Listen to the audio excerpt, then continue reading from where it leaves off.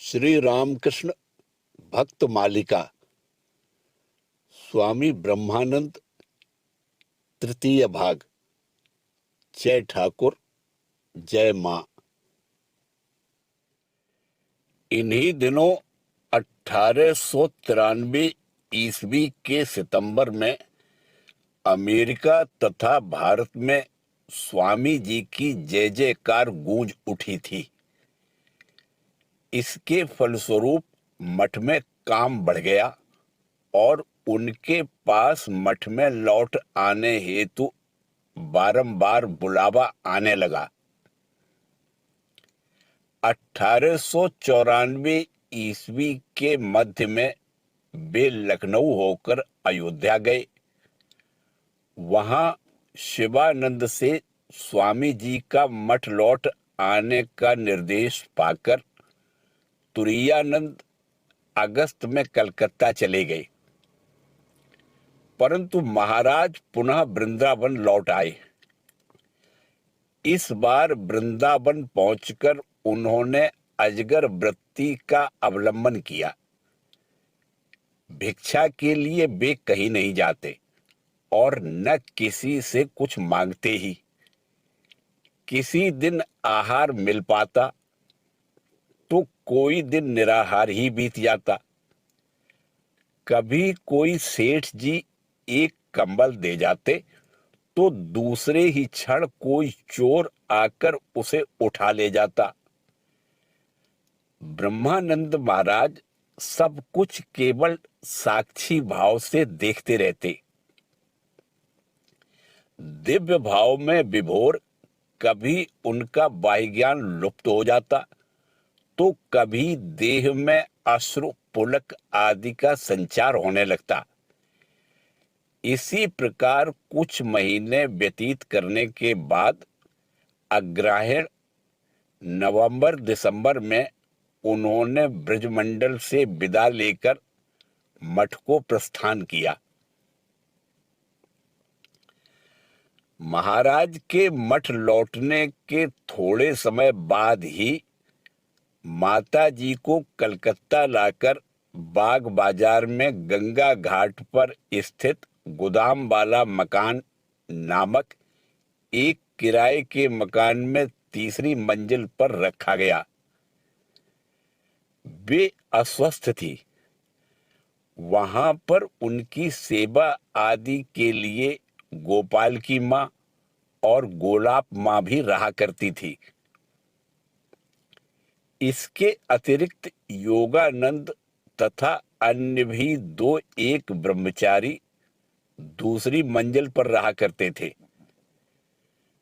महाराज भी आकर उसी भवन में निवास करने लगे। वहां पर वे आने जाने वाले भक्तों के साथ धर्म चर्चा किया करते थे। यहाँ उन्होंने किसी किसी भाग्यशाली भक्त को दीक्षा भी प्रदान की थी। उस समय से लेकर स्वामी जी के भारत लौट आने तक महाराज अधिकांश कलकत्ते में ही रहे। गोदाम वाले मकान के अतिरिक्त बलराम मंदिर भी उनका एक प्रमुख निवास स्थान था। 1897 ईस्वी में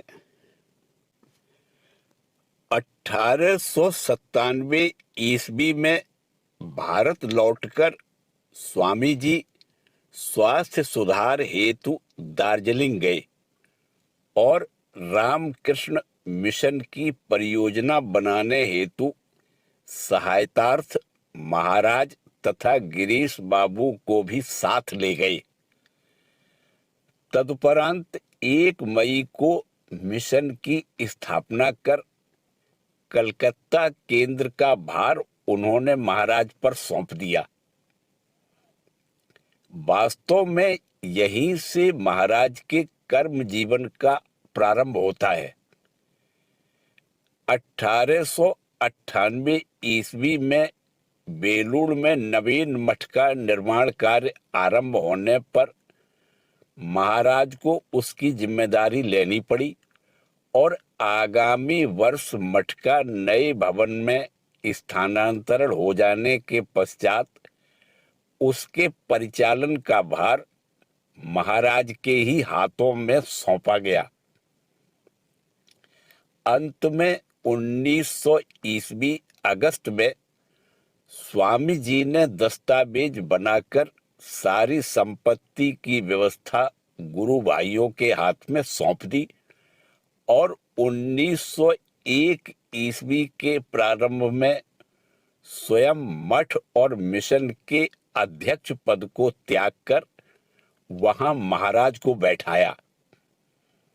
ठाकुर का कथन, राखाल में एक राज्य चलाने की क्षमता है, स्वामी जी भूले नहीं थे। साथ ही उनके मन में यह भाव भी था कि महाराज ठाकुर के मानस पुत्र हैं। इसीलिए उन्होंने एक दिन अचानक ही महाराज को प्रणाम करते हुए कहा, गुरुवत गुरुपुत्रेषु। प्रत्युत्पन्नमति महाराज इससे किसी प्रकार संकुचित न हो स्वामी जी को प्रणाम करते हुए बोले, ज्येष्ठ भ्राता समपिता। वास्तव में दोनों ही एक दूसरे के स्वरूप से भली भांति परिचित थे।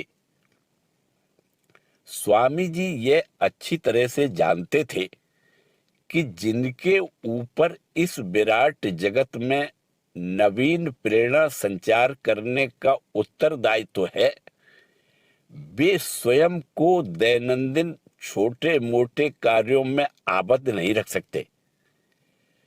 अतः संग्रहित सारी धन संपत्ति महाराज को सौंपकर संतोष की सांस लेते हुए उन्होंने कहा था, इतने दिन तक जिसकी चीज को ढोते हुए घूम रहा था, आज उसी को सौंपकर निश्चिंत हुआ।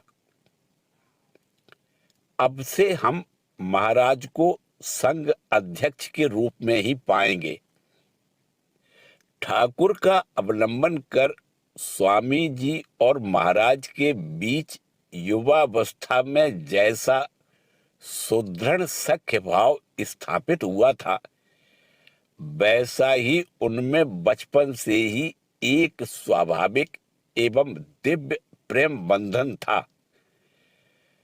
राखाल को अध्यक्ष बनाने के बाद स्वामी जी ने कहा था, राखाल आज से सब तेरा है, मैं कोई नहीं।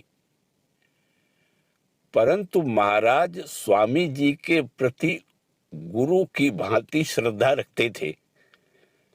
जब तक स्वामी जी जीवित रहे, वे कोई भी कार्य स्वामी जी की अनुमति लिए बिना नहीं करते थे। स्वामी जी के देहावसान के पश्चात यह श्रद्धा सैकड़ों गुनी वर्धित हो गई। स्वामी जी द्वारा दिए गए किसी ग्रंथ को हाथ में लेने के पूर्व महाराज को गंगा जल से हाथ धोते देखा जाता। स्वामी जी का चित्र हाथ में लेकर वे कितनी प्रेम पूर्ण दृष्टि से अवलोकन किया करते। इनमें आपसी व्यवहार मित्र सुलभ तथा हास परिहास में था।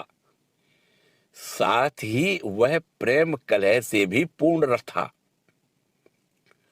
दोनों ने मठ के प्रांगण में एक काल्पनिक सीमा रेखा खींचते हुए यह निश्चित कर लिया था कि किसके पालित पशुओं का कितना क्षेत्र है। इस रेखा का अतिक्रमण कर एक के बतख आदि के दूसरे के बगीचे में चले जाने पर तुमुल प्रेम कलह प्रारंभ हो जाता और संपूर्ण मठ उस आमोद से गदगद हो उठता। उन दिनों शारीरिक अस्वस्थता के कारण स्वामी जी की मन स्थिति सदैव ठीक नहीं रहती थी। जीवन के थोड़े ही दिन शेष रहने के कारण अपनी योजनाओं को शीघ्रता पूर्वक कार्य रूप में परिणत न होते देखकर भी उनका धैर्य छूटने लगता था और उस नाराजगी का अधिकांश भाग मठाध्यक्ष महाराज के ही हिस्से में पड़ता था। फिर दूसरे ही क्षण स्वामी जी अपनी भूल को स्वीकार करते हुए कहते, राजा राजा मुझे क्षमा करो, तुम्हें बुरा भला कहकर मैंने बड़ा ही अन्याय किया है, मुझे क्षमा कर दो। और फिर मुक्त कंठ से कहते, सभी लोग मुझे छोड़ दे सकते हैं, परंतु मैं जानता हूं राजा मुझे कभी नहीं छोड़ेगा, और सारी दुनिया में यदि कोई मेरी डांट फटकार सहन कर सकता है तो वह एकमात्र राजा ही है। महाराज भी सोचते, उन्होंने बुरा भला कहा तो क्या हो गया। स्वामी जी का पश्चाताप देखकर वे कहते, तुम ऐसा क्यों कर रहे हो, मुझे कुछ कह दिया तो क्या हो गया, तुम प्रेम करते हो तभी तो यह सब कहते हो। इस प्रगाढ़ प्रीति के संबंध को हम भला लोक दृष्टि से कैसे समझे। एक दिन महाराज के आदेश पालन न करने पर ठाकुर ने हंसते हुए निकट बैठे लोगों से कहा था, राखाल अब सचमुच ही उन्हें पिता के समान प्रेम करते हैं, इसीलिए तो वे इस प्रकार आत्मीय की तरह हट कर सकते हैं। महाराज और स्वामी जी का संबंध समझने के लिए हमें इसी अलौकिक प्रेम दृष्टि का सहारा लेना होगा। वस्तुतः संघ का गठन केवल नेता और अनुयायियों के संबंध के आधार पर नहीं हुआ था, परंतु यह प्रेम लीला शीघ्र ही समाप्त हो आई।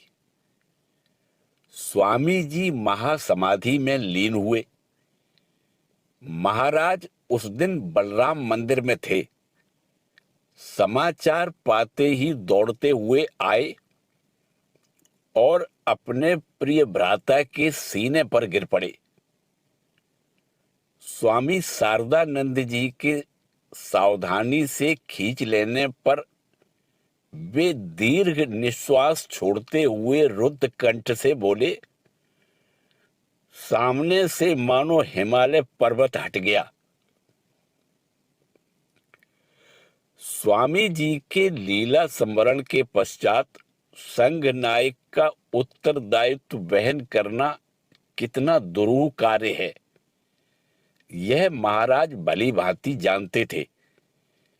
इसी बीच रामकृष्ण मठ एवं मिशन का नाम भारतवर्ष तथा अन्य देशों में सुप्रसिद्ध हो चुका था। अतः यह जानते हुए कि इसके सुनाम की रक्षा तथा इसका अधिकाधिक प्रसार कितना परिश्रम साध्य है, महाराज सावधानी पूर्वक परंतु पूर्ण आत्मविश्वास के साथ कार्य में अग्रसर हुए।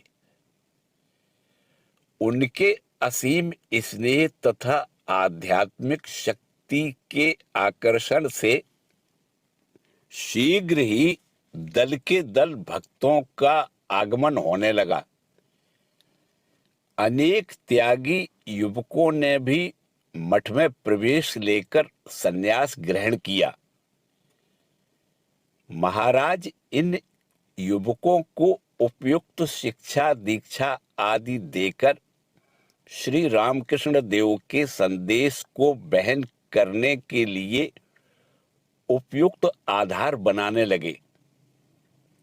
ठाकुर की शिक्षा के प्रभाव से वे लोगों को पहचान लेते थे और अधिकार भेद के अनुसार उन्हें निष्काम कर्म, शास्त्र अध्ययन, पूजा पाठ, जप ध्यान आदि का उपदेश दिया करते थे।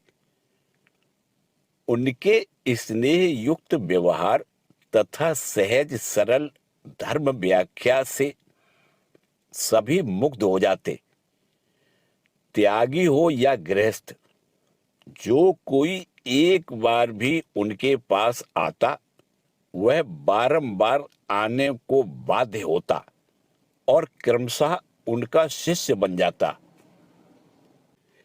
शिक्षा दान के अतिरिक्त महाराज का एक अन्य कार्य भी था और वह था मठ मिशन के केंद्रों में जाकर कुछ दिन रहना, वहां के साधुओं के जीवन गठन में सहायता करना तथा भक्तों को आकर्षित करते हुए आश्रमों को दृढ़ प्रतिष्ठ करना। उनके इन प्रयासों के फलस्वरूप एक ओर तो मठ मिशन समाज में समादृत होने लगा, उसकी नींव दृढ़तर होने लगी, और दूसरी ओर विदेशों में भी उसी प्रकार उसका प्रभाव विस्तार होने लगा। स्वामी जी बेलूर, मद्रास और मायावती हिमालय में मठ स्थापना तथा काशी में अद्वैत आश्रम का प्रारंभ कर गए थे। इसके अतिरिक्त 1899 ईस्वी में ढाका में भी एक मठ का गठन हो रहा था। इसके साथ ही स्वामी जी के आदर्श एवं उत्साह से मिशन के विभागों की संख्या भी बढ़ रही थी।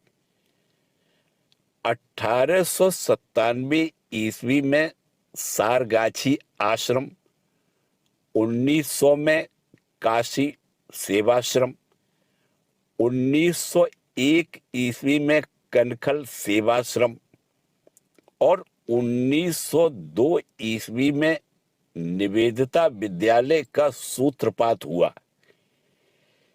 इसके उपरांत महाराज ने इन्हें स्थायित्व प्रदान करने तथा अनेक नए नए केंद्रों के गठन करने में मनोयोग दिया।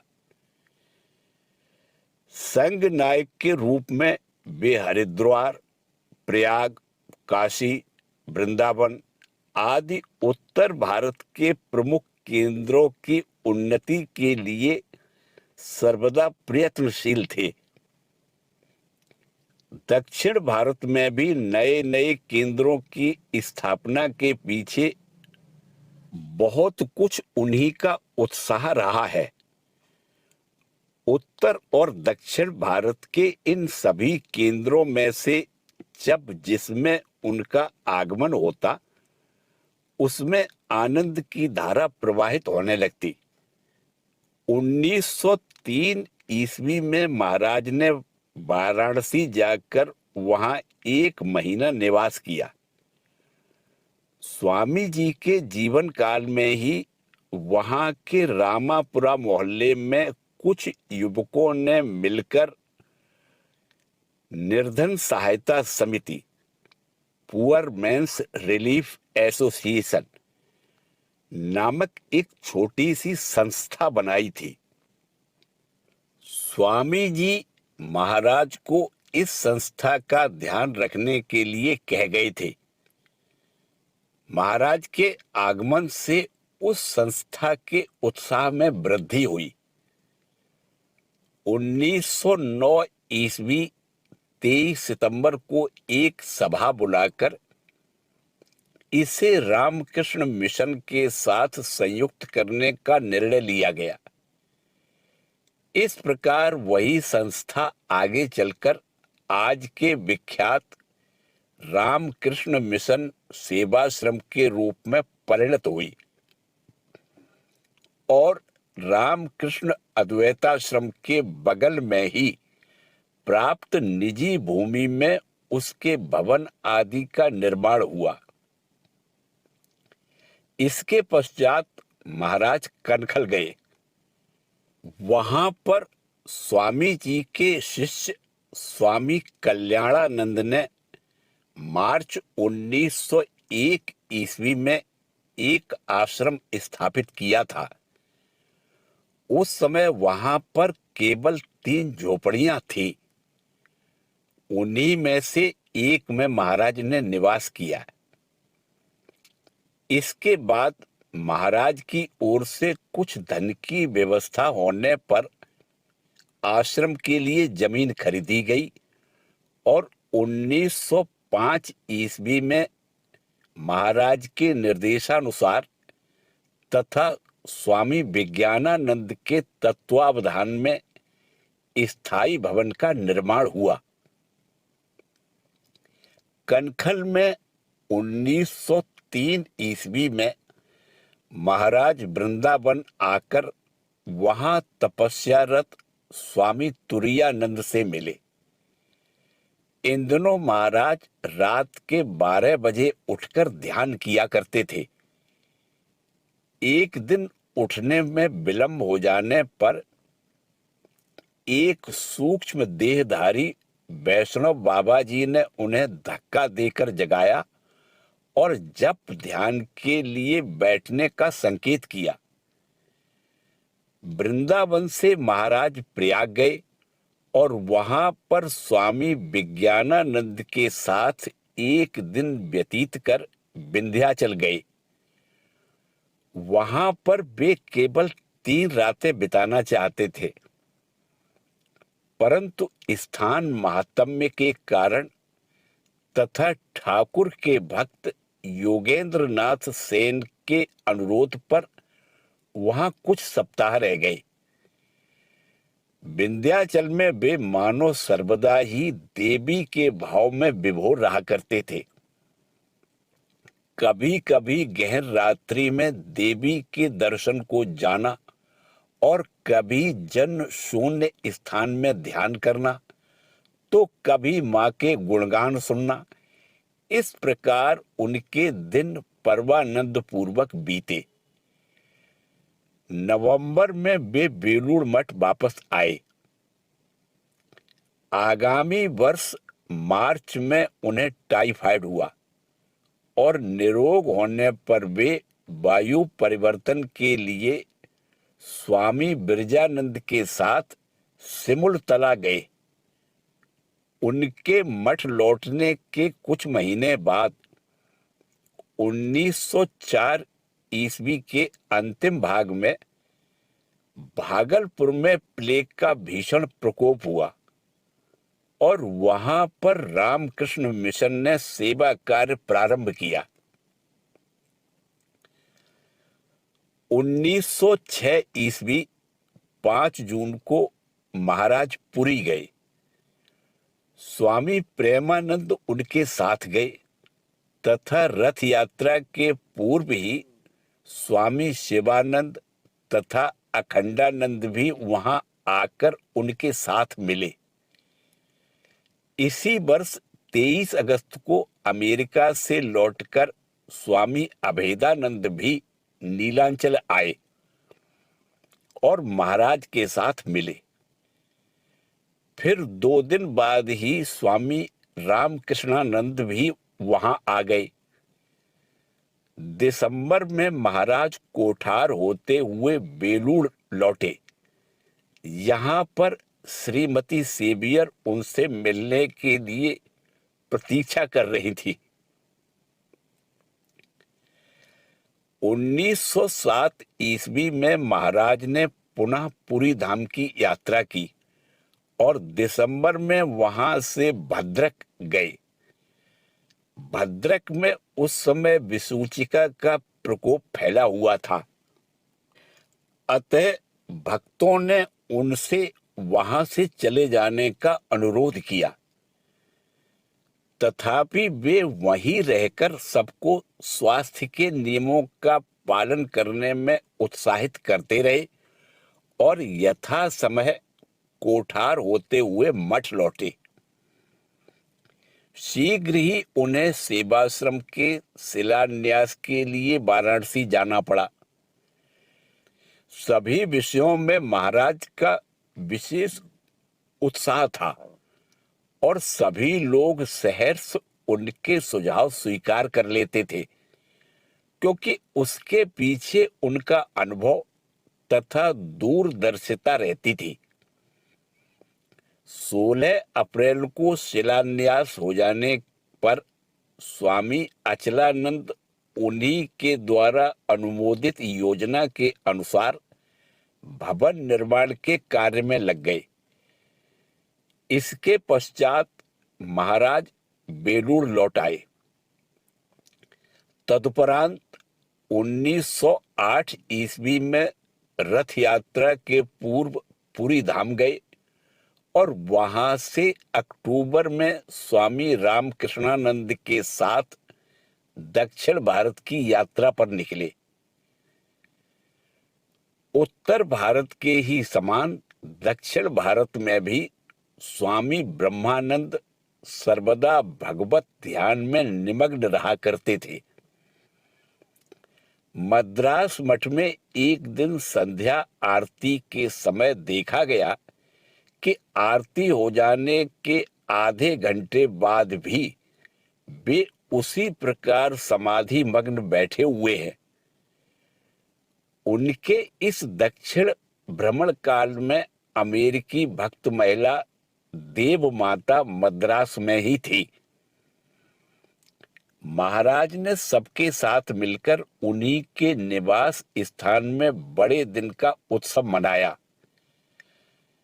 मद्रास में कुछ दिन बिताने के बाद वे स्वामी रामकृष्णानंद के साथ तीर्थ दर्शन को चले। सेतुबंध रामेश्वर में उन्होंने स्वर्ण, रजत और ताम्र प्रत्येक के 108 बिल्व पत्रों से महादेव का पूजन किया। मदुरा में भी मीनाक्षी देवी के दिव्य दर्शन करके वे दिव्य भाव में विभोर उठे। उनकी ऐसी अवस्था देखकर स्वामी रामकृष्णानंद ने उन्हें पकड़कर संभाल लिया। बाद में इस दर्शन के बारे में महाराज ने कहा था, मंदिर में जब विग्रह के समक्ष खड़ा हुआ तो देखा कि जगन माता की मूर्ति मानो जीवंत होकर मेरी ओर बढ़ी चली आ रही है। इसलिए मैं चेतना खो बैठा। मदुरा से सभी मद्रास लौट आए। उन दिनों मद्रास के ब्राह्मणों तथा अब्राह्मणों के बीच प्रबल सामाजिक भेद था। ये जानते हुए भी महाराज एक दिन एक अब्राह्मण भक्त का आमंत्रण स्वीकार कर उनके घर गए। उस दिन उस घर में विभिन्न संप्रदायों के अनेक लोग आमंत्रित थे। महाराज के उदाहरण तथा प्रेरणा के फलस्वरूप सभी एक ही पंक्ति में भोजन करने बैठे और उस भक्त की कन्या तथा अन्य महिलाएं परोसने लगी।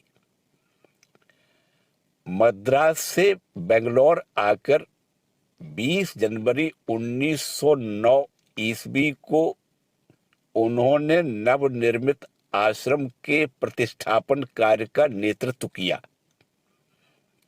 वहां पर राम नाम संकीर्तन सुनकर वे अत्यंत मुग्ध हुए और उसे लिखाकर मठ मिशन में सर्वत्र प्रचार किया। इस प्रकार दक्षिण भारत में रामकृष्ण भावधारा को दृढ़ प्रतिष्ठित करने के पश्चात वे पुरी धाम लौट आए। अब रामकृष्ण मिशन के कार्य का पर्याप्त प्रसार हो जाने के फलस्वरूप इसके वैधिक पंजीकरण की आवश्यकता हुई। दक्षिण जाने के पूर्व 1908 ईस्वी के प्रारंभ से ही महाराज स्वामी शिवानंद तथा अखंडानंद के साथ बलराम मंदिर में रहते हुए इस संबंध में विचार विमर्श कर रहे थे। बीच बीच में स्वामी शारदानंद जी भी इस चर्चा में शामिल हुआ करते थे। इस प्रकार मिशन का उद्देश्य एवं कार्य पद्धति निश्चित हो जाने पर महाराज के दक्षिण भारत से लौटने के पश्चात 4 मई 1909 ईस्वी को मिशन की रजिस्ट्री कराई गई। 1916 ईस्वी जुलाई में महाराज ने द्वितीय बार दक्षिण की यात्रा की। इसी बीच मद्रास मठ की अपनी भूमि प्राप्त हो चुकी थी। महाराज ने नए भवन का मानचित्र आदि देखा और 4 अगस्त को महान समारोह के बीच उसका शिलान्यास किया। इसके 1 सप्ताह बाद वे बेंगलोर गए। वहां के मठ में प्रति रविवार को अस्पृश्य जातियों के अनेक लोग आकर भक्त कीर्तन किया करते थे। इससे महाराज बड़े आनंदित होते थे। वे उन्हें प्रोत्साहित करते और हृदय से आशीर्वाद देते। एक दिन तो उन्होंने उनके मोहल्ले में स्थित उनके मंदिर में जाकर सबको विस्मित कर दिया। बेंगलोर से वे मेलकोट, शिव समुद्रम और मैसूर के मंदिरों का दर्शन करने गए।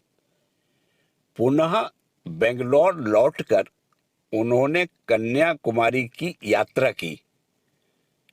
मार्ग के मंदिरों का दर्शन करते हुए वे क्रमशः त्रिवेंद्रम पहुंचे।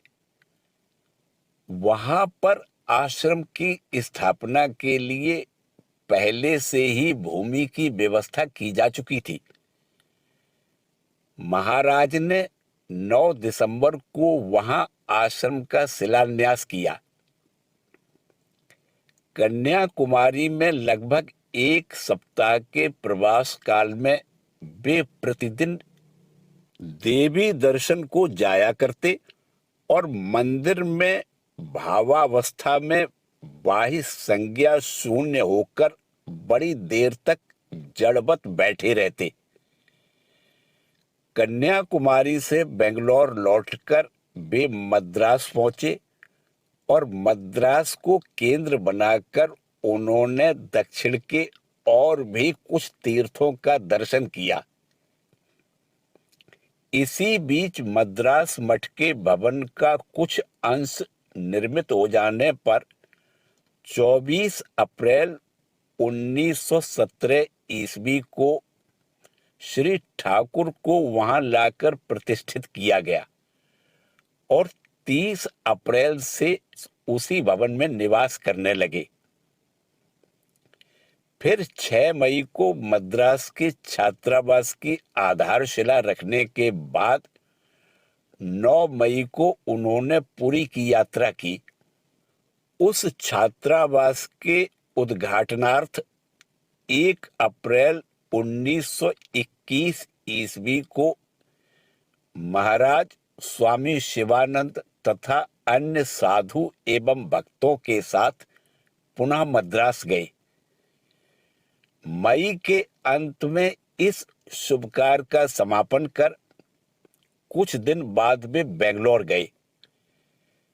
फिर सितंबर में वे मद्रास मठ लौट आए और कलकत्ते से मृत्तिका की दुर्गा प्रतिमा मंगवाकर यथाविधि शास्त्रीय पूजा संपन्न कराई। तदुपरांत काली पूजा संपन्न कराने के पश्चात 19 नवंबर को वे मद्रास से चलकर 21 को भुवनेश्वर पहुंचे। वर्णन की सुविधा की दृष्टि से हमने उनकी दक्षिण यात्रा को एक ही स्थान पर एकत्र कर लिया है। तथापि यह स्मरण रखना होगा कि अंतरिम कालों में भी महाराज मठ मिशन के विभिन्न केंद्रों में गमन करते हुए तीर्थादि दर्शन एवं पुण्य स्मृति स्थापन में लगे हुए थे। 1916 ईस्वी में स्वामी प्रेमानंद तथा अन्य साधु भक्तों के साथ उन्होंने कामाख्या तीर्थ की यात्रा की। वहां पर वे जिस प्रकार दिव्य भाव में तन्मय रहा करते थे, उसे उनके संगियों में से प्रत्येक ने अनुभव किया था। वस्तुतः जिन लोगों ने भावघन मूर्ति श्री रामकृष्ण देव की समाधि आदि के विषय में ग्रंथों में पढ़ा था, वे इन तीर्थ स्थानों में उनके मानस पुत्र की ऐसी भाव विह्वलता देखकर पूर्ण रूप से निसंदेह हो गए। कामाख्या से महाराज मेमन सिंह आए और वहां कुछ दिन बिताकर ढाका पहुंचे।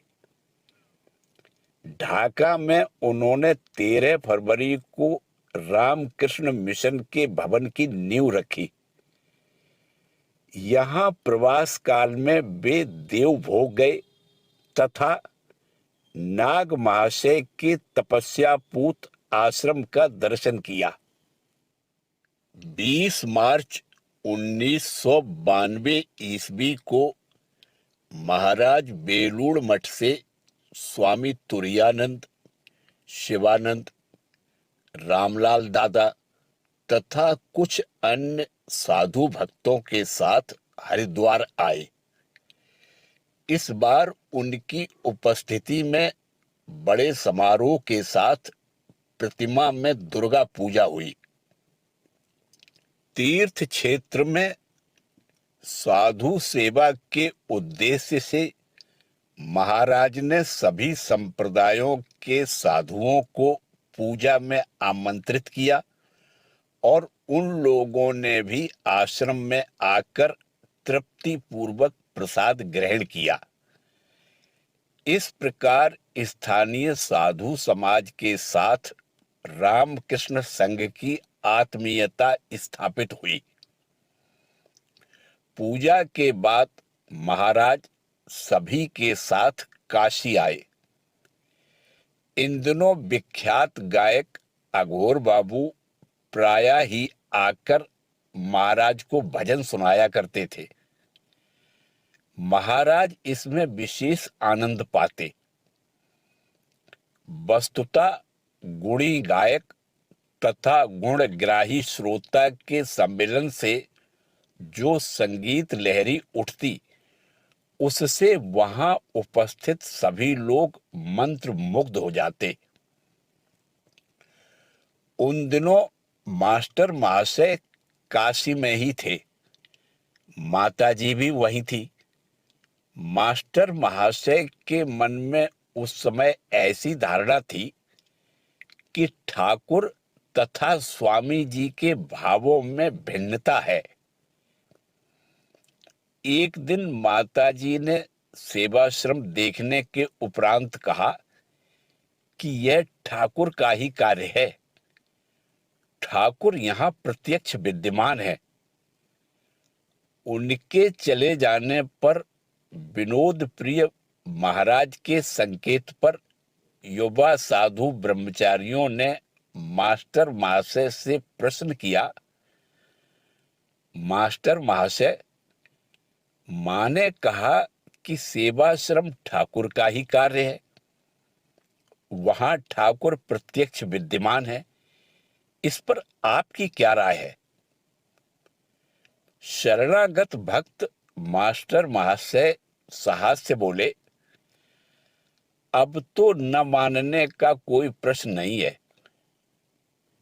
इस प्रकार काशी सेवाश्रम में 6 मास बिताने के बाद महाराज अप्रैल 1913 ईस्वी में मठ वापस लौटे। परंतु उसी वर्ष दुर्गा पूजा के अवसर पर वे पुनः काशी धाम आए और वहीं दुर्गोत्सव में भाग लिया। काशी में वे प्रतिदिन काशी खंड का पाठ सुना करते तथा सबको साधन भजन में उत्साहित करते थे। पेड़ पौधों के प्रति उनकी बचपन से ही प्रीति थी। देश विदेश से पौधे मांगकर उन्होंने सेवाश्रम भूमि की श्री वृद्धि की थी। वे दोनों आश्रमों की सफाई पर भी विशेष ध्यान देते थे। उसी वर्ष उन्होंने सेवाश्रम के एक बिल्व वृक्ष पर एक सूक्ष्म देहधारी को देखकर सभी को उस विषय में सावधान किया था। उन्होंने यह भी कहा था कि वह आत्मा अनिष्टकारक नहीं है। महाराज के ऐसे असंख्य अलौकिक दर्शनों में से लोगों को दो चार ही मालूम हैं। तदुपरांत झूला पर्व के उपलक्ष्य में महाराज अयोध्या आए। वहां पर श्री विग्रह के सम्मुख एक नट के मनोहर नृत्य एवं भजन से वे बाह्य ज्ञान खो बैठे और प्रचंड वर्षा में भी काष्ठवत खड़े रहे। बेबस होकर साथ के लोगों को उनकी रक्षा का उपाय ढूंढना पड़ा। वर्षा थम जाने के काफी समय बाद वे स्वाभाविक अवस्था में आकर निवास स्थान को लौटे। इस प्रसंग में यह भी कहा जा सकता है कि महाराज को भजन संगीत आदि प्रिय थे तथा साधु ब्रह्मचारियों को सामूहिक रूप से काली कीर्तन, राम नाम संकीर्तन तथा स्तोत्र पाठ आदि में वे उत्साहित करते थे। भजन के समय वे भाव विभोर हो ऐसे शांत बैठे रहते कि उनका आध्यात्मिक प्रभाव सभी का हृदय स्पर्श कर लेता और श्रोतागण भी उस घनीभूत भाव को यथासंभव आत्मसात करने की इच्छा से निष्पन्द बैठे रहते। कभी कभी उनके आदेश पर मंदिरों में भी कीर्तन हुआ करता था। इस प्रकार दुर्गा मंदिर, संकट मोचन तथा अन्नपूर्णा मंदिर में कितने ही बार साधुओं का कीर्तन सुनकर यात्रीगण आनंद विभोर हुए हैं। अयोध्या दर्शन के पश्चात महाराज काशी लौटे। भारत के अति प्राचीन प्रसिद्ध तीर्थों में आनंद पूर्वक भगवत रसास्वाद में निमग्न महाराज को अब अन्यत्र कहीं भी जाने की इच्छा नहीं थी। तथापि स्वामी प्रेमानंद के अतिशय आग्रह पर उन्हें काली पूजा के उपरांत प्रयाग दर्शन करके नवंबर में बेलूड़ मठ लौट जाना पड़ा। 20 जनवरी 1921 ईस्वी को महाराज का अंतिम बार काशी आगमन हुआ था। इस बार शारदानंद जी ने काशी सेवाश्रम की भीतरी परिस्थिति का स्वयं निरीक्षण करने के पश्चात भुवनेश्वर जाकर महाराज को बतलाया कि सेवाश्रम की सुव्यवस्था के लिए उनका वहां जाना आवश्यक है। फलतः वे स्वामी शारदानंद जी के साथ वहां गए और अद्वैत आश्रम में ठहरे। सबने सोचा था कि संघ अध्यक्ष वहां आते ही कामकाज में व्यस्त हो जाएंगे, परंतु उन्होंने इस संबंध में कोई चर्चा तक नहीं उठाई और सबके आध्यात्मिक जीवन को और भी गहन और उन्नत बनाने के लिए प्रयत्नशील रहने लगे। किसी दिन प्रेरणादायी उपदेश, किसी दिन भजन कीर्तन, किसी दिन प्रश्नोत्तर के द्वारा शंका समाधान। इसी प्रकार दिन बीतने लगे। संन्यास तथा ब्रह्मचर्य अनुष्ठान के द्वारा यही धारा अपनी पराकाष्ठा तक पहुंची। उस वर्ष स्वामी जी तथा ठाकुर की जन्म तिथि के उपलक्ष्य में 40 लोगों ने संन्यास तथा ब्रह्मचर्य दीक्षा प्राप्त की। इस अपूर्व आध्यात्मिक चिकित्सा का फल शीघ्र ही दिख पड़ा। महाराज के प्रभाव से सेवा श्रम की समस्या अपने आप ही दूर हो गई। वस्तुतः महाराज के प्रत्येक व्यवहार तथा उपदेश में कार्य की अपेक्षा आध्यात्मिक जीवन गठन की प्रेरणा ही अधिक व्यक्त होती थी और उनके संपर्क में आने वाले सभी लोग समझ जाते थे कि रामकृष्ण संघ समाज सेवकों की संस्था मात्र नहीं है, वह है आध्यात्म पिपासुओं की साधना स्थली। इस प्रकार वे लोग मूल लक्ष्य की ओर ध्यान रखते हुए जागतिक अपूर्णता को उदासीनता के भाव से देखना सीखते थे। यहाँ पर उल्लेखनीय है कि महाराज भाव संवरण में इतने समर्थ थे कि उनके दैनंदिन व्यवहार में उनका भाव गंभीर अधिक लक्षित नहीं होता था। तथापि विशेष अवसरों पर उनकी भाव राशि संयम का बांध तोड़कर तरंगायित होने लगती थी। अद्वैत आश्रम में ठाकुर के जीर्ण चित्र के स्थान पर नवीन चित्र की प्रतिष्ठा के अवसर पर महाराज ने भगवत भाव में स्वयं नृत्य करते हुए तथा स्वामी शारदानंद एवं तुरैयानंद प्रभृति गुरु भाइयों को भी नृत्य के लिए प्रेरित करते हुए समागत सभी को प्रेम की बाढ़ में प्लावित कर दिया था। पुरी और भुवनेश्वर महाराज प्रायः ही जाया करते थे। पुरी में उन्हें विशेष आनंद आता तथा वहां पर एक मठ स्थापित करने की भी उनकी इच्छा थी। बलराम बाबू के पुत्र रामकृष्ण बोस ने यह जानकर 1911 ईस्वी में उन्हें चक्र तीर्थ में एक विशाल भूखंड प्रदान किया।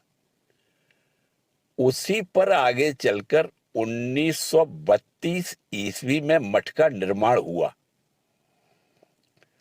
1917 ईस्वी में अपने पूरी अवस्थान काल में उन्होंने भुवनेश्वर मठ की स्थापना का सारा आयोजन किया और मठ निर्माण का कार्य पूरा हो जाने पर 1919 ईस्वी में दुर्गा पूजा के अवसर पर साधु ब्रह्मचारियों के साथ वहां सानंद उपस्थित हुए। 31 अक्टूबर को उस मठ का उद्घाटन हुआ। उसी समय भुवनेश्वर में अकाल पड़ जाने से वहां मिशन का राहत केंद्र खोला गया तथा स्थायी चिकित्सा के लिए एक दातव्य चिकित्सालय भी स्थापित किया गया। भुवनेश्वर की आध्यात्मिक महिमा के संबंध में उन्होंने कहा था, भुवनेश्वर शिव क्षेत्र है, इसे गुप्त काशी समझना। यहां थोड़ी सी साधना करने पर बहुत फल होता है। मठ के साधु ब्रह्मचारी दीर्घ काल तक जनहित के कार्यों में व्यस्त रहने के कारण बहुधा थक जाते हैं और अपना स्वास्थ्य बिगाड़ लेते हैं। ये लोग भुवनेश्वर की मुक्त वायु का सेवन तथा अनुकूल स्थान में निवास करते हुए पूर्ववत आरोग्य लाभ करें, यह भी महाराज की इच्छा थी। इस प्रकार भुवनेश्वर मठ की स्थापना शारीरिक तथा आध्यात्मिक उन्नति दोनों के साधन क्षेत्र के रूप में हुई। महाराज ने कहा था, लड़के साधन भजन करेंगे और मैं देखकर आनंदित होऊंगा। भुवनेश्वर में जैसे वे स्वयं नियमित साधन भजन में रत रहा करते, साधु ब्रह्मचारियों को भी ठीक वैसे ही मार्गदर्शन करते। उनके प्रयास से भुवनेश्वर के दिन आनंदमय तथा भगवत भाव से परिपूर्ण होते थे। इसके साथ ही वृक्ष लता तथा फल फूल से सुसज्जित आश्रम नेत्रों तथा मन को प्रफुल्लित कर देता था। परंतु महाराज को अपने लिए वे दिन पूर्ण रूपेण सुखप्रद नहीं थे।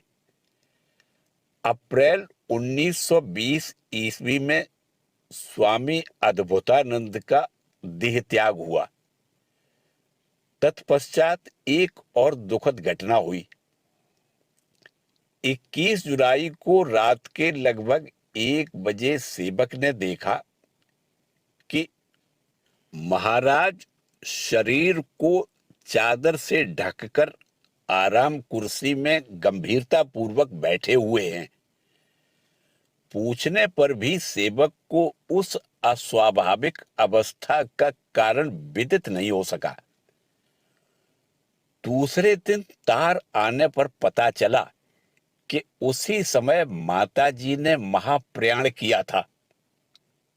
महाराज यह संवाद पाकर अत्यंत मर्माहत हुए और मात्रहीन शोकमग्न शिशु की तरह 12 दिन तक नंगे पांव रहते हुए हविष्यान्न ग्रहण किया।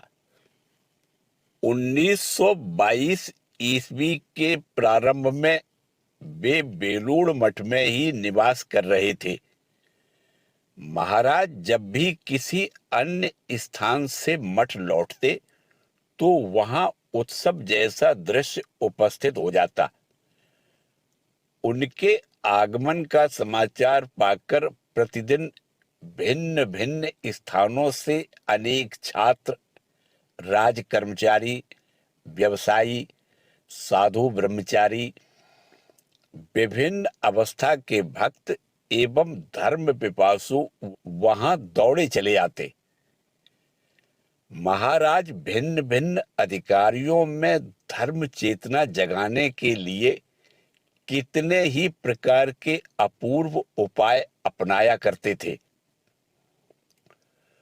उनके गहन भाव राज्य से अपरिचित वे नवागत व्यक्ति उन्हें आसानी से समझ नहीं पाते थे। तथापि उन व्यक्तियों को उनसे प्रत्येक बार मिलने के बाद स्पष्ट प्रतीत होता था कि मानो वे एक अज्ञात संपत्ति के अधिकारी होकर घर लौट रहे हैं। संभव है महाराज सामान्य वार्तालाप कर रहे हों, हंस रहे हों अथवा विनोद कर रहे हों। नवागत व्यक्ति संभवतः विस्मित होकर सोचते होंगे, क्या ये ही ठाकुर के मानस पुत्र तथा रामकृष्ण मठ और मिशन के कर्णधार हैं? परंतु इसी बीच संभवतः कोई विशिष्ट जिज्ञासु कोई नवीन आलोक पाकर धन्य हो गया हो और संतुष्ट होकर शीघ्र पुनः लौटने का संकल्प लिए घर आ रहा हो। सांसारिक चिंता से ग्रस्त कितने ही निराश मनों में यह शुद्ध आनंद एक नए जगत से परिचय करा देता था। परंपरागत गुरु शिष्य संबंध से परिचित हमारे जैसा साधारण मानव इस असाधारण महामानव की नित्य नवीन प्रेरणा शक्ति की भला क्यों कर धारणा कर सकता है।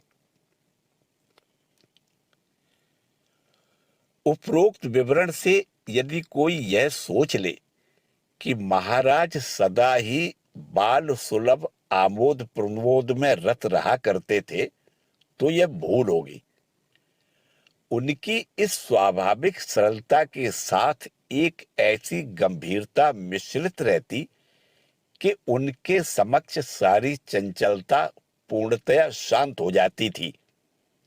उदाहरण स्वरूप कहा जा सकता है कि जब महाराज एकाकी टहलते थे तो एक तेजोदीप्त नर केसरी के समान प्रतीत होते थे और उनका मधुर स्वभाव जानते हुए भी उस समय कोई उनके सम्मुख आने का साहस नहीं कर पाता था या आ पड़ने पर भी मौन पूर्वक उनके कृपा कटाक्ष की प्रतीक्षा करता था।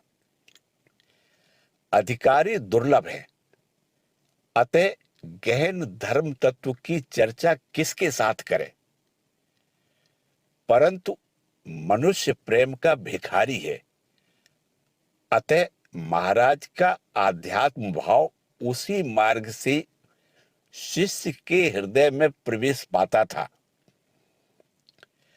परंतु दैव योग से जब कभी उच्च तत्व की चर्चा आरंभ होती तो महाराज की साधना लब्ध अनुभूतियों से परिपूर्ण तथा भावाभिव्यक्ति के अपूर्व माधुर्य से ओतप्रोत उस आध्यात्मिक पीयूष धारा से दोनों तट डूब जाते थे और श्रोताओं का चित्त उस समय सब कुछ भूलकर उस अपूर्व बाढ़ में मगन हो जाता था।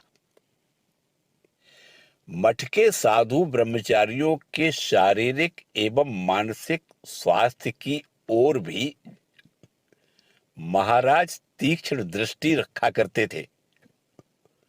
1914 ईस्वी नवंबर में मठ लौटकर उन्होंने वहां के कार्य संचालन एवं व्यवस्थापन में नियुक्त स्वामी प्रेमानंद से कहा, लड़कों के ध्यान तपस्या साधन भजन का क्या हुआ और इनका स्वास्थ्य भी तो ठीक नहीं दिख पड़ता। तत्पश्चात एक ओर उन्होंने जैसे स्वास्थ्य सुधार की व्यवस्था की, वैसे ही दूसरी ओर नियम बनाया कि सभी प्रातः काल 4 बजे बिछौने से उठेंगे और आधे घंटे के भीतर उनके पास आकर जप ध्यान करने बैठेंगे। बाद में वहीं पर भजन तथा स्तव पाठ आदि भी होगा। जप ध्यान के बाद वे वहां एकत्र साधु ब्रह्मचारियों के साथ धर्म चर्चा भी किया करते थे। फिर उनकी इस ओर भी दृष्टि रहती कि मठ के कामकाज में कोई त्रुटि न हो। एक दिन कामकाज की बात भूलकर सभी उपदेश सुनने में मगन थे। ऐसे समय प्रेमानंद जी आकर झांकने लगे। उन्हें देखकर महाराज ने पूछा, क्या बात है बाबूराम दादा? वे हाथ जोड़कर बोले, महाराज ठाकुर सेवा करनी है ना। महाराज ने व्यस्त होकर तुरंत ही सबको विदा किया।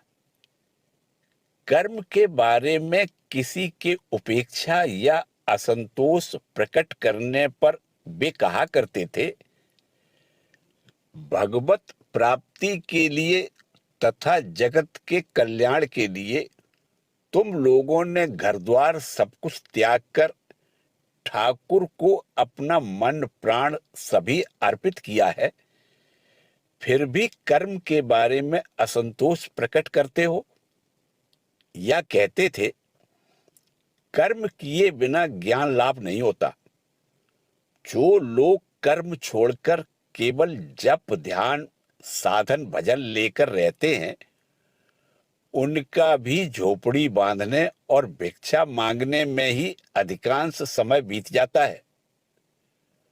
और भी वे कहते, ठाकुर स्वामी जी का कार्य करने से कोई बंधन नहीं होता, परंतु साथ ही वे यह भी स्मरण दिला देते, कर्म ही जीवन का उद्देश्य नहीं है। जीवन का उद्देश्य है ईश्वरोपलब्धि। 12 आने मन भगवान की ओर रखकर 4 आने से जगत का कार्य करने से पर्याप्त हो जाता है। उनके मतानुसार समाज सेवकों के जीवन में भी धर्म भाव रहना अत्यंत आवश्यक है। इसीलिए उन्होंने कहा था, बहुत से लोग कहते हैं कि मैं देश का और जनता का कार्य करूंगा। मुझे तो लगता है यह भाव अंग्रेजी शिक्षा की बदहजमी है। स्वयं का चरित्र गठित हुए बिना दूसरे का कल्याण करना कदापि संभव नहीं है। जिन लोगों ने प्रभु की ठीक ठीक शरण ली है, उनकी कृपा प्राप्त की है, उनके पांव कभी गलत नहीं पड़ते। उनके कामकाज, बातचीत, चाल चलन से देश का मंगल साधित होता है। आप लोगों का मन इसका समर्थन करते हुए सहज ही कह उठेगा, यह श्री रामकृष्ण देव के मानस पुत्र के योग्य ही उपदेश है। मठ मिशन का गुरु दायित्व महाराज के ही कंधे पर होने के कारण उसके अभावों तथा न्यूनताओं के बारे में उन्हें पर्याप्त और प्रत्यक्ष जानकारी थी। परंतु जिस प्रकार व्यक्तिगत जीवन में, उसी प्रकार संघ जीवन में भी वे त्याग के आदर्श को अत्यंत उच्च स्थान प्रदान करते थे। एक बार किसी धनाढ्य व्यापारी ने पुत्र शोक से संतप्त होकर कुछ दिन बेलूड़ मठ के निकट आकर निवास किया। मठ की भावधारा का अवलोकन कर वे मुग्ध हो गए और उन्होंने अपना पूरा व्यवसाय जन कल्याणार्थ साधुओं को सौंप देने का प्रस्ताव किया। स्वामी प्रेमानंद जी ने यह समाचार ज्यों ही महाराज को सुनाया, महाराज संतृष्ट हो हाथ जोड़कर बोले, बाबू राम दादा, साधु संग करके उस व्यक्ति के मन में जो वैराग्य का संचार हुआ और उसका संग करके हम लोगों में क्या विषय बुद्धि उत्पन्न होगी। कहना न होगा कि वह प्रस्ताव उसी समय अस्वीकृत हो गया। स्वभाव से ही शांत तथा गंभीर महाराज के हृदय की भाव राशि अचानक ही अपने भास्वर सौंदर्य को व्यक्त करती हुई सबको कैसे चकित कर दिया करती थी, इसके कुछ उदाहरण पहले दिए जा चुके हैं। बेलूड़ मठ में घटी वैसी ही एक और घटना का उदाहरण देने पर पाठक इस बात की अच्छी धारणा कर सकेंगे। श्री रामकृष्ण देव के जन्मोत्सव के उपलक्ष्य में उस दिन मठ में आंदूल का काली कीर्तन चल रहा था। माता जी भी मठ में आई हुई थी। चारों ओर एक गंभीर वातावरण छाया हुआ था। इसी बीच स्वामी प्रेमानंद महाराज को आलिंगन पास में बांधे कीर्तन के स्थान पर ले आए। वहां आते ही महाराज ने अनुपम नृत्य करना आरंभ किया। धीरे धीरे ऐसा प्रतीत होने लगा कि उनकी बाह्य चेतना लुप्त हो चुकी है और केवल शरीर ही ताल के लय में अपूर्व भंगी से डोल रहा है। उस समय स्वामी शारदानंद के संकेत पर उन्हें कमरे के भीतर लाया गया। भीतर आने पर भी वह भाव समाधि बड़ी देर तक बनी रही। अंत में माता जी ने आकर स्नेह पूर्वक पुकारते हुए उनका मन सामान्य धरातल पर उतारा। संघ प्रमुख के रूप में महाराज केवल उपदेश देकर ही संतुष्ट नहीं हो जाते, वे यह भी देखा करते थे कि उपदेश का पालन हो रहा है या नहीं। बेंगलोर आश्रम में रहते समय वे प्रत्येक कमरे में जाकर पता लगाते थे कि साधु ब्रह्मचारी साधन भजन कर रहे हैं अथवा नहीं। उनके मतानुसार रात का समय मन की एकाग्रता के लिए अत्यंत अनुकूल है। वे यह भी याद दिलाया करते थे कि ठाकुर ही हमारे सारे क्रियाकलापों के केंद्र स्थल हैं। एक बार मद्रास मठ में किसी भक्त द्वारा लाए हुए पुष्पों को सेवक उन्हीं के कमरे में सजा रहे थे। यह देखकर उन्होंने पूछा, पहले कुछ फूल ठाकुर के लिए रख दिए हैं ना? सेवक ने बताया कि नहीं रखे हैं और मन ही मन सोचा, मंदिर में तो केवल चित्र की पूजा होती है, परंतु गुरु में तो जीते जागते भगवान विराजमान है।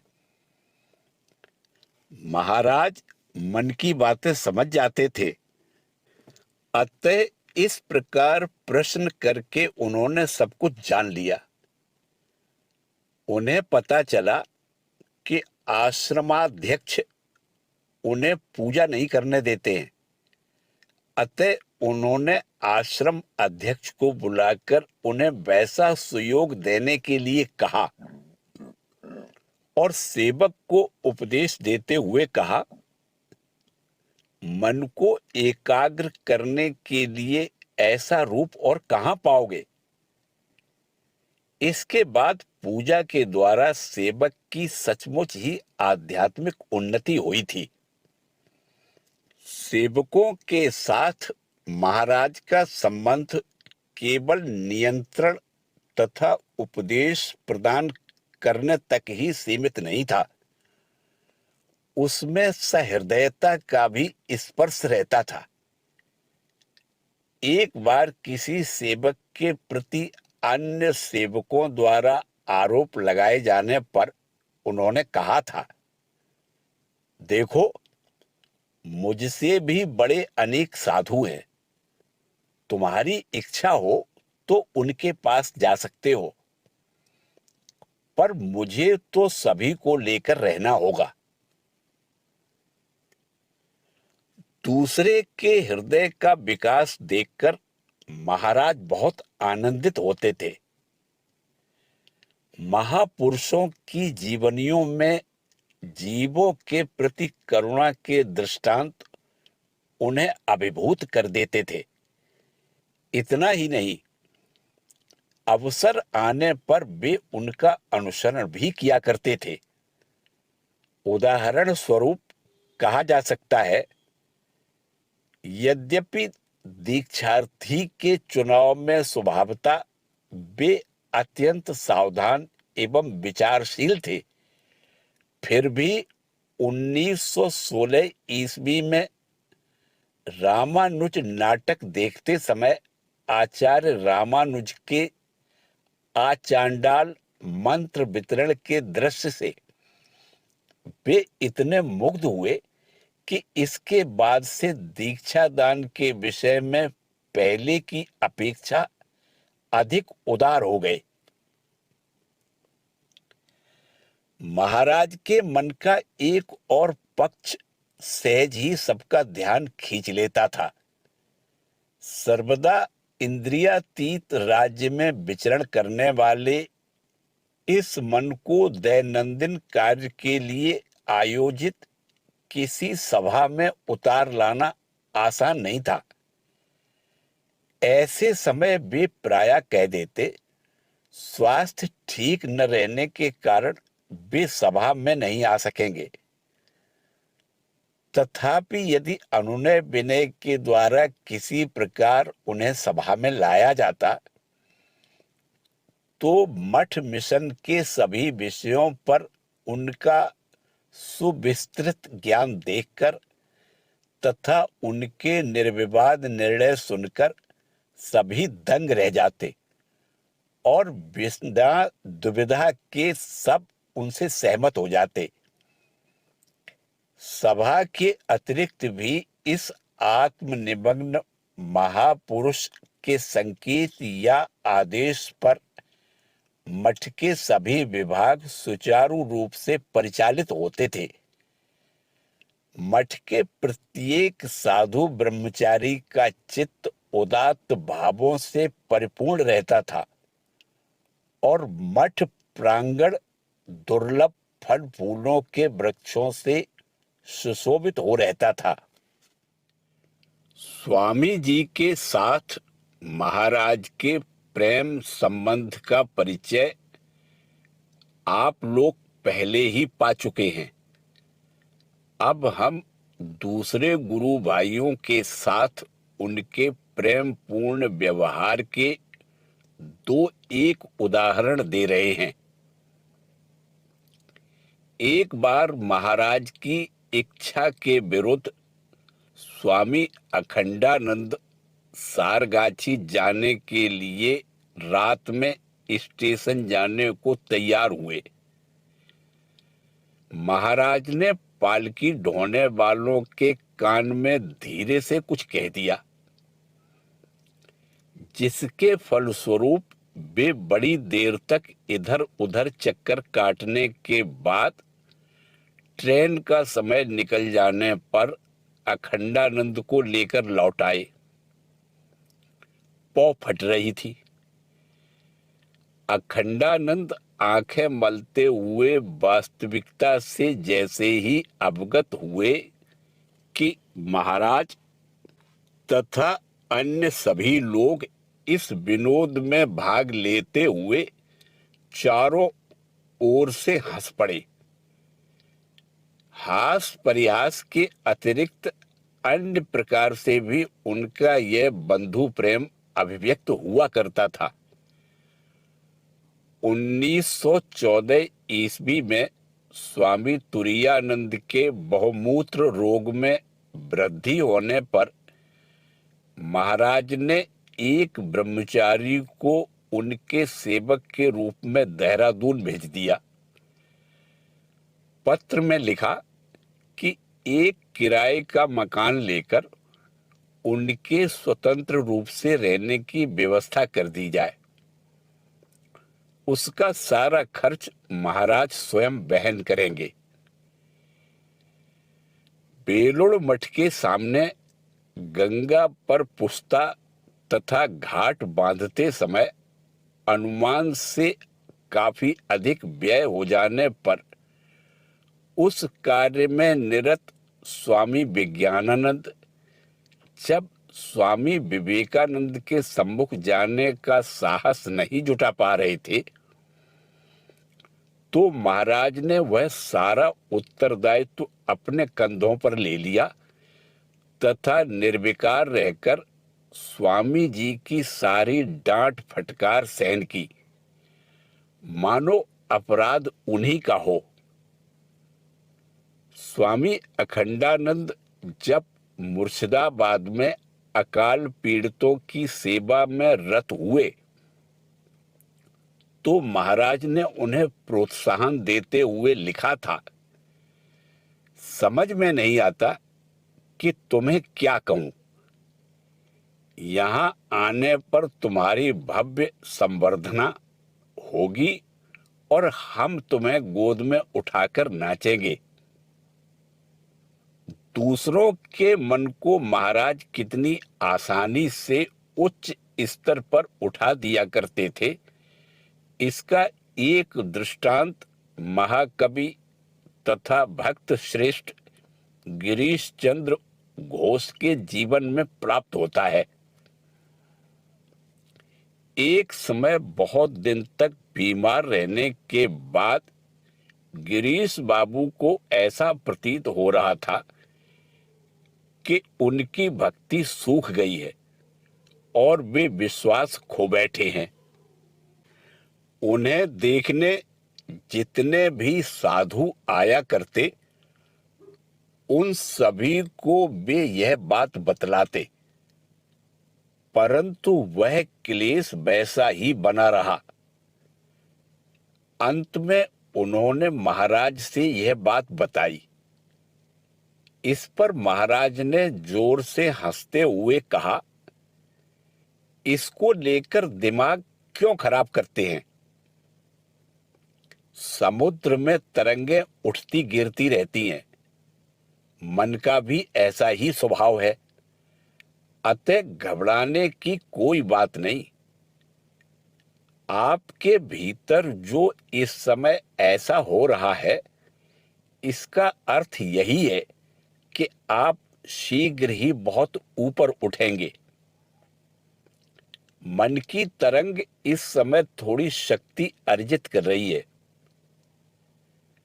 महाराज के चले जाने पर गिरीश बाबू को ऐसा प्रतीत हुआ मानो उनके हृदय की शुष्कता दूर हो चुकी है, विश्वास लौट आया है और मन उच्चतर भूमि पर आरूढ़ हो गया है। महाराज का साहस, प्रत्युत्पन्न मति और शिष्य रक्षा के उदाहरण भी ऐसे ही विस्मयजनक हैं। एक दिन वे स्वामी प्रभवानंद तथा अन्य एक शिष्य के साथ टहल रहे थे कि शोर मचा, भागो भागो, और साथ ही देखने में आया कि एक सांड सिर नीचा किए हुए उसी ओर दौड़ा चला आ रहा है। महाराज की सुरक्षा के लिए दोनों शिष्यों ने झट उनके सम्मुख आना चाहा, परंतु महाराज ने दृढ़ता पूर्वक दोनों को पीछे कर दिया और शांत भाव से खड़े रहे। सांड पास आकर अचानक रुक गया और सिर हिलाकर दूसरी ओर चला गया। एक अन्य समय महाराज स्वामी अखिलानंद तथा एक भक्त के साथ भुवनेश्वर के जंगल में घूम रहे थे। अचानक उनके सम्मुख कोई 100 फुट की दूरी पर एक बाघ आ गया। महाराज शांतिपूर्वक स्थिर खड़े रहे। बाघ भी ठहर गया और कुछ क्षण तक और देखने के बाद भाग गया। जो भी हो, महाराज के असाधारण व्यक्तित्व को चित्रित करने के लिए इस प्रकार के दृष्टांतों की कमी नहीं है, पर हमें बाध्य हो उस प्रलोभन को त्याग कर महाराज के जीवन इतिहास की धारा में लौट आना है। कभी कभी बेलूड़ मठ में आकर महाराज बलराम मंदिर में निवास करते थे। एक दिन रामलाल दादा महाराज से मिलने की इच्छा से वहां पधारे। दादा को देखते ही महाराज आनंद से प्रफुल्लित हो उठते तथा वार्तालाप एवं हास परिहास आदि से परिपूर्ण हो जाते। उस दिन उन्होंने रामलाल दादा से कहा, दादा, आज संध्या के बाद ढपवाली अर्थात कीर्तन गायिका का वेश धारण करो। सबको ठाकुर के समय के भजन सुनाने होंगे। बेलूड़ मठ में इस प्रकार के रस रंग में दादा की सहमति होने पर भी भला दूसरों के मकान में ऐसा कैसे चल सकता है। अतः दादा ने आपत्ति की, परंतु महाराज के तीव्र आग्रह के कारण उन्हें यथा समय उस अपूर्व वेश में सजकर बलराम मंदिर की दूसरी मंजिल के हॉल में महाराज आदि के सम्मुख अभिनय हेतु आना ही पड़ा। रामलाल दादा ने हाथ हिला हिलाकर नाचते हुए ढप कीर्तन के ढंग में गाना शुरू किया। गाने का भाव है, हे ब्रजेश्वर, एक बार दो एक दिन के लिए ही सही ब्रज को चले आओ। यदि तुम्हारा मन वहां लग जाए तो रह जाना, नहीं तो शीघ्र ही लौट जाना। पहले तो जल घुटनों तक ही था, पर अब यमुना में अगाध जल है, अतः तैरना होगा, नहीं तो फिर यमुना के तट पर बैठकर ब्रज की ओर निरखना। यदि कहो कि ब्रज जाते हुए पैरों में धूल लग जाएगी, कह भी सकते हो, क्योंकि पहले तुम चरवाए थे, अब राजा हुए हो, तो ब्रज बालाओं के नयन जल से चरण पखार लेना। भजन और उसके शब्द सुनते सुनते महाराज का हास्यपूर्ण मुखमंडल अचानक गंभीर हो उठा। गीत की प्रत्येक पंक्ति मानो अतीत की कोई स्मृति जगा देने लगी। प्रत्येक पद में किसी अपूर्व लीला का आकर्षण महसूस होने लगा। प्रत्येक भाव में कौन सा विरह सारे आमोद प्रमोद के ऊपर मानो एक सघन पर्दा सा खींच देने लगा। ठाकुर ने कहा था, राखाल जब अपने स्वरूप को पहचान लेगा तो उसकी देह नहीं टिकेगी। आज का यह अपूर्व संगीत क्या उसी स्वरूप की झलक लेकर आया है? भला किसने सोचा था कि यह छोटा सा विनोद इतना गंभीर रूप धारण कर लेगा? इसके कुछ दिन बाद शिवरात्रि का व्रत उद्यापन कर महाराज बेलूड़ मठ आए। उनकी उपस्थिति में श्री ठाकुर की तिथि पूजा तथा सार्वजनिक उत्सव बड़े आनंद से संपन्न हुआ। इसके बाद पुनः बलराम मंदिर जाने के दिन प्रातःकाल सभी साधु ब्रह्मचारियों को बुलाकर उन्होंने स्वामी जी द्वारा निर्दिष्ट मंदिर के स्थान की ओर संकेत करते हुए कहा,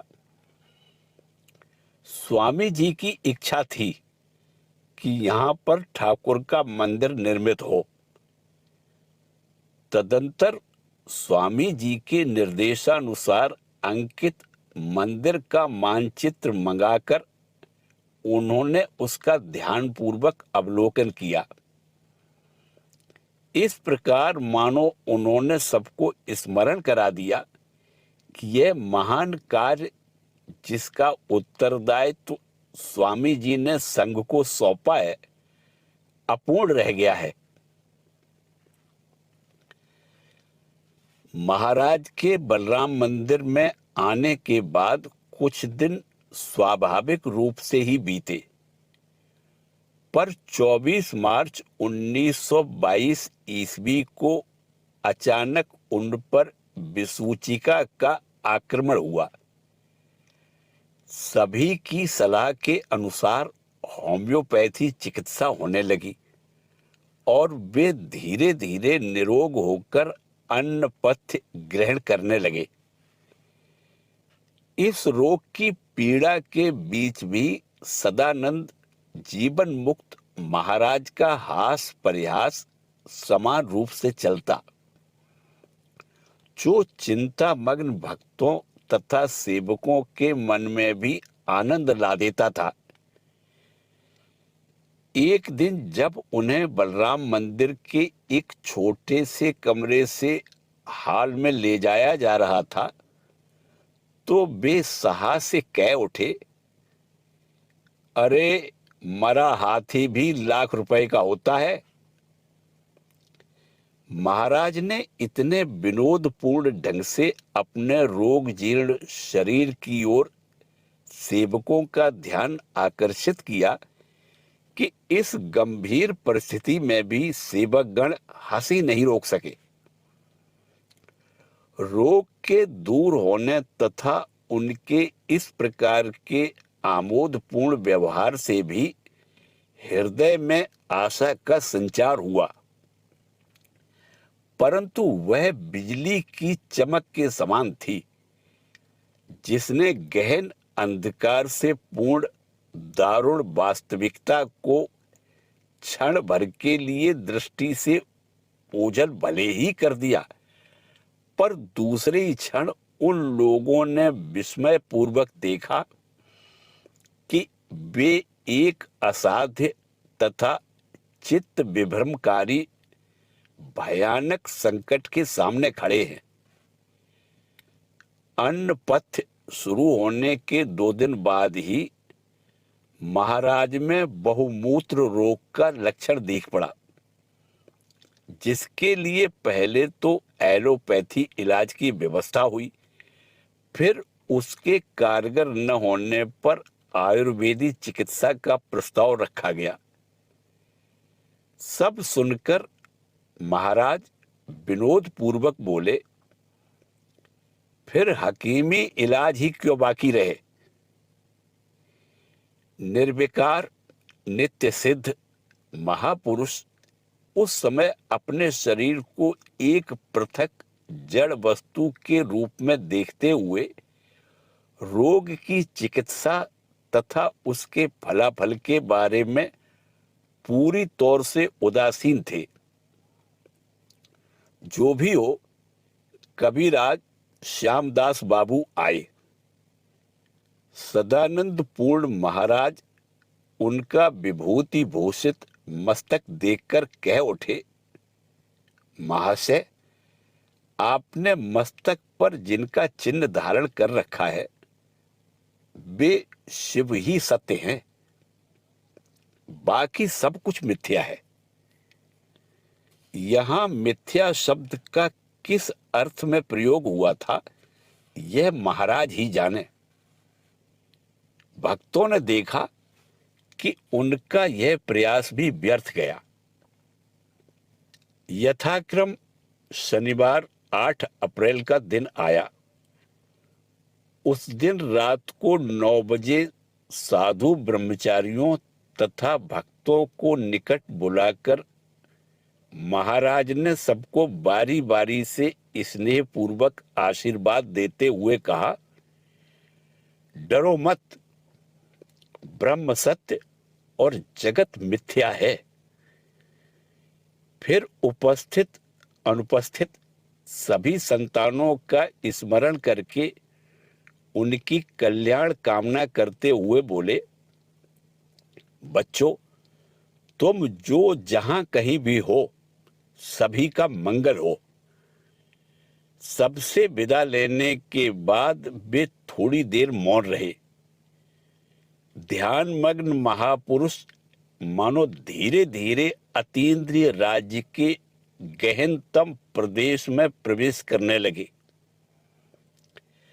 अचानक उस घोर निस्तब्धता को भंग करती हुई उनकी उत्साहपूर्ण प्रसन्न वाणी मुखारित हो उठी, वह देखो पूर्णचंद्र रामकृष्ण, मुझे रामकृष्ण का कृष्ण चाहिए। मैं ब्रज का राखाल हूं, लाओ मुझे घुंघरू पहना दो। मैं कृष्ण का हाथ पकड़कर छम छम छम छम नाचूंगा। कृष्ण आया है, कृष्ण कृष्ण तुम लोग देख नहीं पाते? अरे तुम्हारे आंखें नहीं है। आ हा हा हा, मेरा कृष्ण कितना सुंदर है। कमल पर का कृष्ण, ब्रज का कृष्ण, यह कष्ट का कृष्ण नहीं है। अब खेल समाप्त हुआ। देखो देखो, एक छोटा बालक मेरे शरीर पर हाथ फेरते हुए कह रहा है, आओ, चले आओ। महाराज मौन हुए। इसी भाव में रविवार भी बीत गया। दूसरे दिन 10 अप्रैल सोमवार की रात को 8:45 श्री रामकृष्ण देव के मानस पुत्र राखाल ने नित्य लीला में प्रवेश किया। मंगलवार को वह पावन शरीर बेलूड़ मठ में लाकर पुष्प, चंदन, धूप, अगरू आदि सहित पवित्र होमाग्नि में अर्पित हुआ। इसी के साथ स्वामी ब्रह्मानंद अध्याय समाप्त हुआ। वीडियो देखने के लिए धन्यवाद। जय ठाकुर, जय मां।